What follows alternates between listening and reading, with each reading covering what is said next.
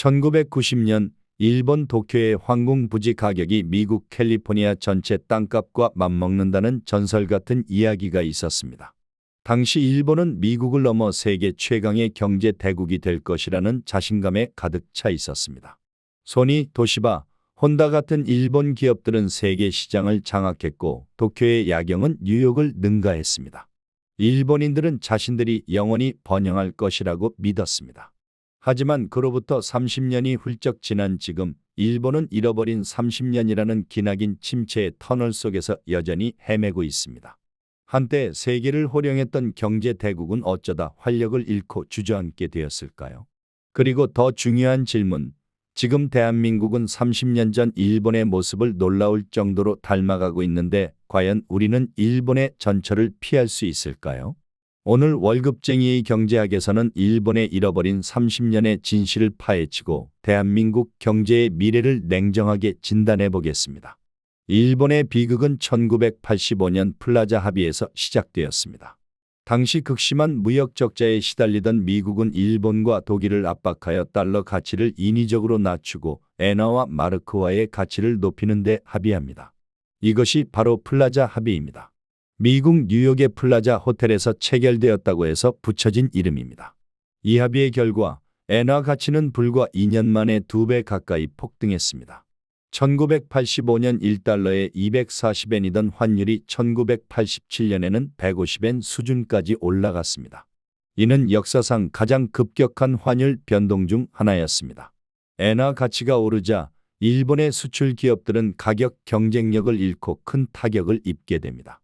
토요타, 혼다, 소니 같은 일본의 주요 수출 기업들은 매출이 급감했습니다. 자동차 수출이 줄어들었고 전자제품 판매도 급락했습니다. 일본 정부와 중앙은행은 수출 기업을 살리고 내수 경기를 부양하기 위해 금리를 대폭 인하하는 초저금리 정책을 펼칩니다. 기준금리를 5%에서 2.5%로 낮추고 이후 계속 인하하여 1%대까지 끌어내렸습니다. 이것이 바로 비극의 서막이었습니다. 시중에 풀린 막대한 유동성은 갈 곳을 잃고 부동산과 주식 시장으로 흘러 들어갔습니다. 은행들은 너도나도 부동산 담보 대출을 늘렸고 사람들은 빚을 내서 집을 사고 주식에 투자했습니다. 부동산 중개소는 밤새 불이 꺼지지 않았고 주식 시장은 매일 신고가를 경신했습니다. 당시 일본의 신문과 잡지는 부동산 불패 신화를 연일 보도했습니다. 집을 사면 무조건 번다는 믿음이 사회 전체를 지배했습니다.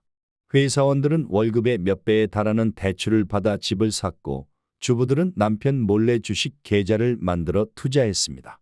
심지어 일부 사람들은 집을 담보로 또 다른 집을 사는 부동산 레버리지에 손을 댔습니다. 도쿄의 땅값은 천정부지로 치솟았습니다. 도쿄의 일부 지역에서는 평방미터당 가격이 수천만 원을 넘어섰습니다. 1989년 말 니케이 지수는 역사상 최고점인 38,915포인트를 기록하며 버블의 정점을 찍었습니다. 모두가 영원할 것만 같았던 축제에 취해 있었습니다. 당시 일본 언론과 경제학자들은 일본 경제는 세계 최강이며 이제 일본의 시대가 왔다고 외쳤습니다.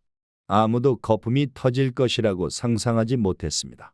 일본의 유명한 경제학자들도 부동산 가격은 계속 오를 것이라고 주장했습니다. 하지만 모든 거품은 언젠가 터지기 마련입니다. 자산 가격이 과도하게 올랐다고 판단한 일본은행은 1989년부터 급격하게 금리를 인상하기 시작합니다.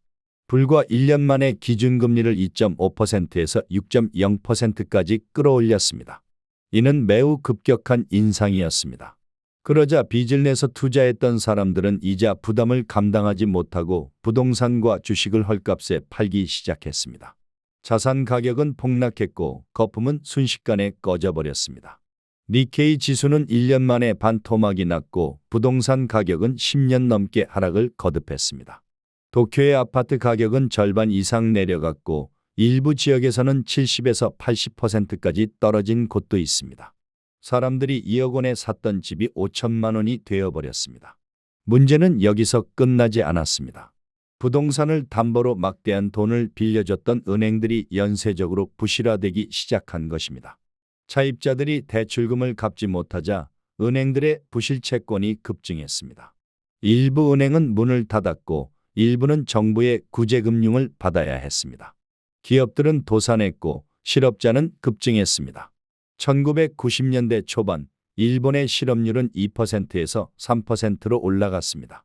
이는 당시로서는 매우 높은 수치였습니다. 가계는 빚더미에 올라앉았고 소비는 꽁꽁 얼어붙었습니다. 일본 경제는 자산 가격 하락, 금융 부실, 실물 경제 침체, 소비 위축, 디플레이션이라는 악순환의 고리에 빠져들었습니다. 이것이 바로 잃어버린 30년의 시작이었습니다. 정부는 경기를 부양하기 위해 막대한 재정을 쏟아부었습니다. 1990년대부터 2010년대까지 일본 정부는 10차례 이상의 경기 부양 패키지를 추진했습니다. 도로, 다리, 공항 등 사회 간접 자본에 수백조 엔을 투자했습니다. 하지만 대부분의 투자는 비효율적이었습니다. 필요하지 않은 도로가 지어졌고 이용객이 거의 없는 공항이 지어졌습니다. 산골짜기에 지어진 다리는 하루에 몇 명도 건너지 않았습니다. 정부의 부채는 계속 늘어났지만 경제는 회복되지 않았습니다. 또한 부실화된 은행과 기업을 과감하게 구조조정하지 못하고 좀비 기업으로 연명시키면서 경제 전체의 생산성을 떨어뜨렸습니다. 은행들은 부실 채권을 정리하지 않고 계속 보유했고 기업들은 혁신하지 않고 과거의 방식을 고수했습니다. 이는 새로운 기업이 성장할 기회를 빼앗았습니다. 마지막으로 가장 치명적인 것은 디플레이션의 덫이었습니다. 물가가 지속적으로 하락할 것이라는 기대 심리가 사회 전반에 퍼지면서 사람들은 소비를 미루고 기업은 투자를 꺼리게 되었습니다. 돈의 가치는 오르지만 실물 자산의 가치는 떨어지는 디플레이션은 경제 주체들의 활력을 앗아가고 경제를 장기 침체의 늪으로 빠뜨렸습니다. 사람들은 지금 사면 나중에 더 싸질 테니 기다리자고 생각했습니다. 기업들은 지금 투자하면 나중에 손해볼 테니 기다리자고 생각했습니다. 이러한 심리가 30년 동안 계속되었습니다. 일본 경제는 성장하지 못했고 임금은 오르지 않았으며 젊은이들의 미래는 점점 어두워졌습니다. 일본의 경제 성장률은 1990년대에 평균 1% 미만이었고 2000년대에도 2% 미만이었습니다. 같은 기간 미국은 3%, 중국은 10% 이상의 성장률을 기록했습니다. 그렇다면 지금 대한민국의 모습은 어떨까요? 놀라울 정도로 30년 전 일본의 모습과 닮아 있습니다. 첫째, 부동산 버블과 가계부채입니다. 지난 몇 년간 이어진 초저금리 기조 속에서 대한민국 역시 부동산 가격이 폭등하고 가계부채가 급증했습니다. 2025년 현재 가계부채는 1900조 원을 넘어섰으며 GDP 대비 가계부채 비율은 세계 최고 수준입니다. 자산의 80% 이상이 부동산에 묶여있는 기형적인 구조를 가지고 있습니다. 이는 외부 충격에 매우 취약한 구조입니다. 부동산 가격이 조금만 떨어져도 가계 자산이 급감하고 금융 시스템 전체가 흔들릴 수 있습니다. 특히 전세 시장의 불안정성이 심각합니다. 전세금이 돌아오지 않는 사태가 계속 발생하고 있습니다. 둘째, 세계 최저 수준의 출산율과 가장 빠른 고령화 속도입니다. 대한민국은 일본보다 더 심각한 인구 문제를 겪고 있습니다. 일본이 30년에 걸쳐 경험한 인구 감소를 한국은 더 빠른 속도로 겪고 있습니다. 2050년이 되면 한국의 인구는 3,700만 명으로 줄어들 것으로 예상됩니다. 셋째, 주력 산업의 경쟁력 약화입니다. 반도체, 자동차, 조선 등 대한민국의 주력 산업은 중국의 거센 추격과 글로벌 공급망 재편으로 인해 위기에 직면해 있습니다. 일본의 전자산업이 그랬던 것처럼 우리도 새로운 성장 동력을 찾지 못하면 한순간에 경쟁력을 잃을 수 있습니다. 특히 반도체 산업에서 중국의 추격이 빨라지고 있으며 전기차 시장에서도 테슬라와 중국 기업들에 밀리고 있습니다. 조선 산업도 중국에 밀려 수주가 줄어들고 있습니다. 넷째, 정부의 정책 방향성입니다. 부실 기업에 대한 구조조정을 미루고 단기적인 경기 부양에만 집중하는 모습은 과거 일본 정부의 정책 실패를 떠올리게 합니다. 특히 부동산 프로젝트 파이낸싱 부실 문제를 해결하는 방식은 문제를 해결하기보다는 이연시키고 있다는 비판을 받고 있습니다. 정부는 부실 기업의 만기를 연장해주고 이자를 깎아주는 방식으로 임시방편을 내놓고 있지만 이는 근본적인 해결책이 될 수 없습니다. 물론 대한민국이 일본과 다른 점도 있습니다. 첫째, IT 기술과 역동적인 벤처 생태계입니다.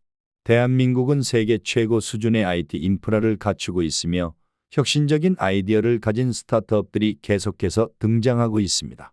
이는 일본이 가지지 못했던 새로운 성장 동력이 될 수 있습니다. 네이버, 카카오, 쿠팡 같은 기업들은 세계적 수준의 기술력을 갖추고 있습니다. 둘째, IMF 외환위기 학습 효과입니다. 우리는 1997년 외환위기를 겪으며 뼈아픈 구조조정을 경험했고 위기 대응 능력을 키웠습니다. 기업과 금융기관의 재무 건전성은 과거보다 훨씬 튼튼해졌습니다. 셋째, 글로벌 팬덤을 가진 K컬처입니다. BTS, 블랙핑크, 오징어 게임 등으로 대표되는 K컬처는 전 세계적으로 막강한 영향력을 발휘하며 새로운 수출 산업으로 자리 잡고 있습니다. 이는 일본의 애니메이션 산업처럼 새로운 성장 동력이 될 수 있습니다. 하지만 이러한 긍정적인 요인들만 믿고 안심할 수는 없습니다.